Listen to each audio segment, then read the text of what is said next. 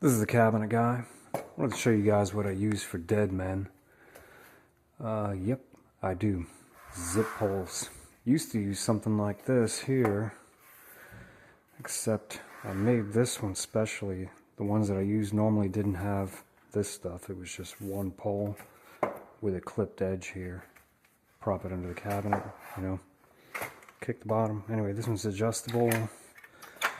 This one's adjustable for like refrigerator cabinets or whatever. Tighten these down. They work. Anyway, so I don't use these anymore.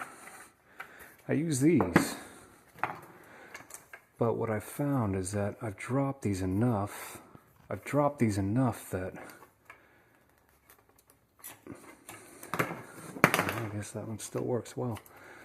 Dropped these enough that these little clips in here that are designed to hold these in or lock them in really broke off, so they fall out very easily. Anyway, so what I decided to do was make these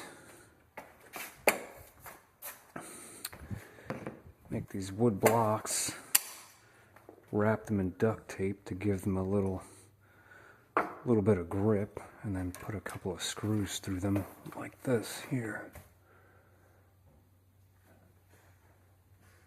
And they seem to work pretty well.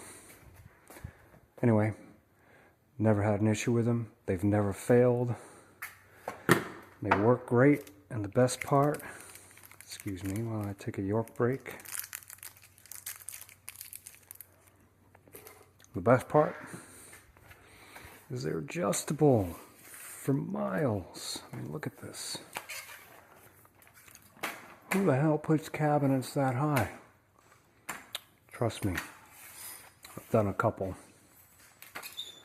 Usually right about here, we'd have a cabinet that would go right about there, almost to the ceiling, and then another one right below it. These have come in very handy. They go that low to infinite height. One of the biggest advantages is sometimes I have to install bases first for templating, and I end up having to come back later and do the uppers.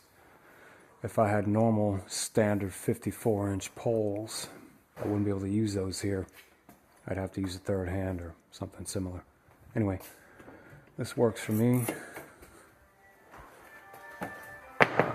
Thanks for watching.